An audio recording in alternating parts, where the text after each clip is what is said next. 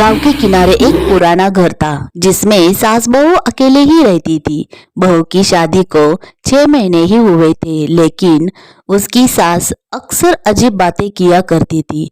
एक रात बहू रानी रसोई में खाना ही बना रही थी।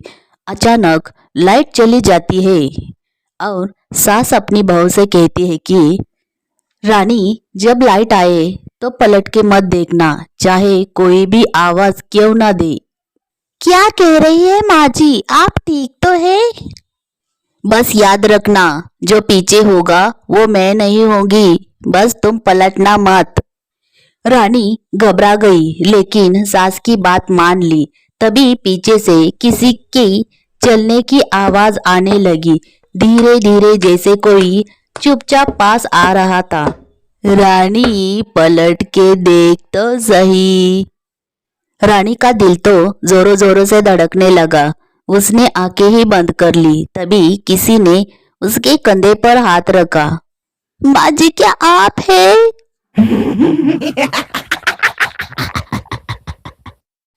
अरे मैं तो कब की मर चुकी, तूने पलट के देखा, अब तुम्हारा नंबर भी आ गया। रानी ने जैसे ही पलटकर देखा, उसका चेहरा सफेद पड़ गया था। सामने सास ही थी, लेकिन उसकी आंखें काली हुई थी, आंखों में से खून टपक रहा था। मैंने तो मना किया था, पलट के मत देखना, अब तू भी यहाँ अटकेगी मेरे साथ हमेशा के लिए। अगली सुबह गांव वाले उसी घर में चले जाते हैं और दीवारों पर खून से लिखा था, एक बहू और पलट गई। सुबह का उजाला फैल चुका था, लेकिन हवेली में सन्नाटा छाया हुआ था। गांव वाले अंदर घुसने की हिम्मत ही नहीं जुटा पा रहे थे।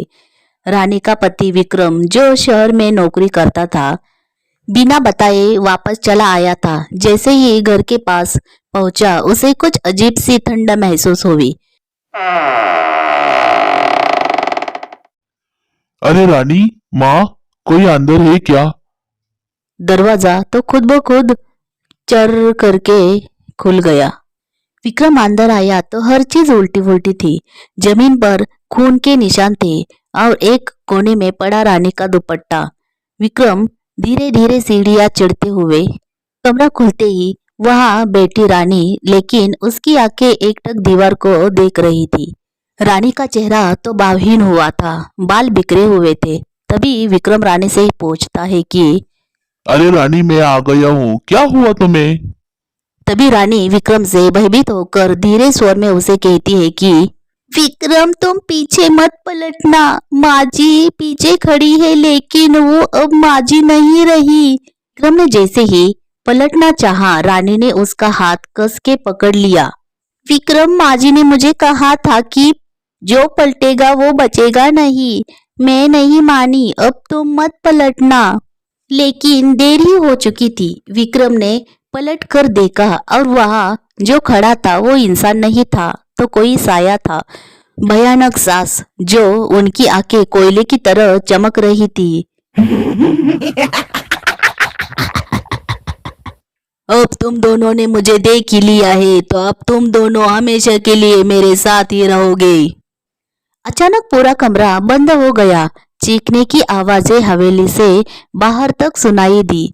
फिर सब कुछ शांत हो गया।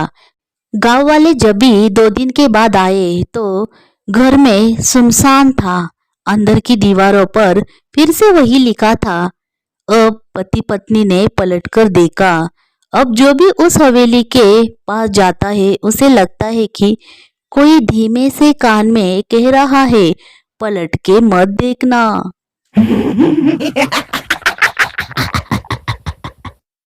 विक्रम और रानी के गायब होने के बाद हवेली की डरावनी कहानियां पूरे गांव में फैल गई थी। कोई उसकी तरफ जाने की हिम्मत भी नहीं कर रहा था। रात में हवेली से अजीब आवाज आती थी, डरावनी आवाज आती थी, हंसी की आवाज आती थी, पलट के मत देखना। बीच गांव में एक अजीब सा तांत्रिक आ जाता है। उस तांत्रिक का नाम अघोरीनाथ था। लंबे बाल, लाल आंखें और गले में रुद्राक्ष माला थी। तभी तांत्रिक गांव वालों से कहता है कि इस हवेली में आत्मा नहीं है, अधूरी साधना है। जब तक इसकी भूख नहीं मिटेगी तब तक इसका अंत नहीं होगा। चलो, मुझे अंदर ले चलो। गांव वाले डरते डरते तांत्रिक को हवेली के अंदर लेकर आए। तांत्रिक ने हवेली में कदम रखते ही आंखें बंद कर ली। यही आत्मा कोई साधारण आत्मा नहीं है। ये कोई सास की आत्मा नहीं तो पुरानी राक्षसी आत्मा है जो सास के अंदर है, जो सास के शरीर को कैद कर लिया है और पति पत्नी को भी उस आत्मा ने कैद कर लिया है। हमें उन्हें छुड़ाना होगा। तांत्रिक ने घर के बीचों बीच एक मंडल बनाया, धूप दीप जलाए और मंत्रों का जाप शुरू किया। जैसे जैसे मंत्र तेज हुआ, हवेली में तूफान सा मच गया। ये मेरा घर है, कोई नहीं बचेगा। सबने पलट के देखा है, सब मेरे हैं। तभी तांत्रिक ने हंसते हुए त्रिशूल उठाया। आज तुझे तेरे ही भय में जलाकर मुक्त करूंगा। तभी एक कोना फटता है और विक्रम और रानी की आत्मा दिखाई देती है, रोशनी की तरह चमकती हुई। हमें यहाँ से निकालो, हम पलट चुके हैं, हम पीछे नहीं जाना चाहते। तांत्रिक ने अंतिम बार मंत्र पढ़ा और त्रिशूल को मंडल के बीचों बीच गाड़ दिया। जोर का धमाका हो गया, हवेली कांप उठी। सास की आत्मा चीखते हुए आग में जलने लगी। मैं वापस आऊंगी, जिसने भी पलट कर देखा वो मेरा होगा। गांव में आज भी वो हवेली बंद है, लेकिन अब वहां से कोई चीखने चिल्लाने की आवाज नहीं आती। तांत्रिक कहता है कि भूत तो मिट जाता है पर भय अमर है। इसीलिए अगली बार जब कोई कहे पलट के मत देखना तो पलटना मत, वरना कहानी फिर से शुरू होगी।